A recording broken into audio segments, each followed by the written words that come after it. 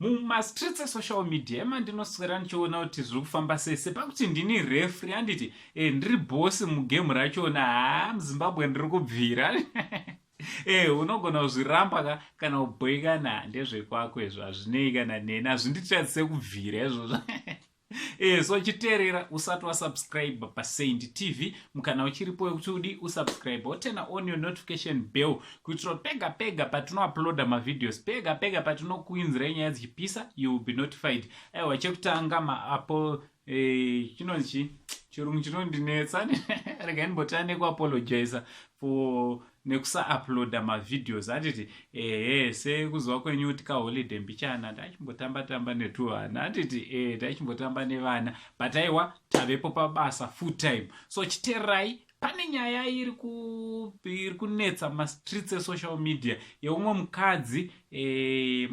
akamboonekwa ari kuchipatara handiti achibvunzirirwa nemanesi kavidhio kachona ndakaisa pafirst pinned comment.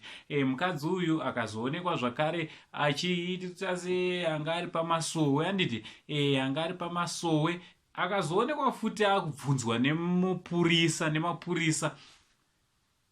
zviri kutonetsa vanhu kutoti drama rachona richabuda rini handiti so this lady, it seems like she's mentally unstable. She seems kuti she's mentally unstable and zvinhu zvinorwadza zvikuru kuti zvinhu zvacho hatisi kuda kublama system yemuzimbabwe but kushaya handiti nhamo kanhamo haisi right because munhu wekuti aifanira achitotestwawo nekuitwa maevaluations ekuonekwa kunzi mentally akamira sei but system yedu munongozoti kuti zvakaoma tichitoda kutochema kuna ivo minister of health handiti minister of health comrade handiti comrade Chiwenga kuti comrade Chiwenga itai muchiongorora especially paarea yevanhu vane njere dzisina kunyatsogadzikana. Vamwe vatichona vanopedzwa vatopinda muna taisireva iye munhu achifanira kuti aende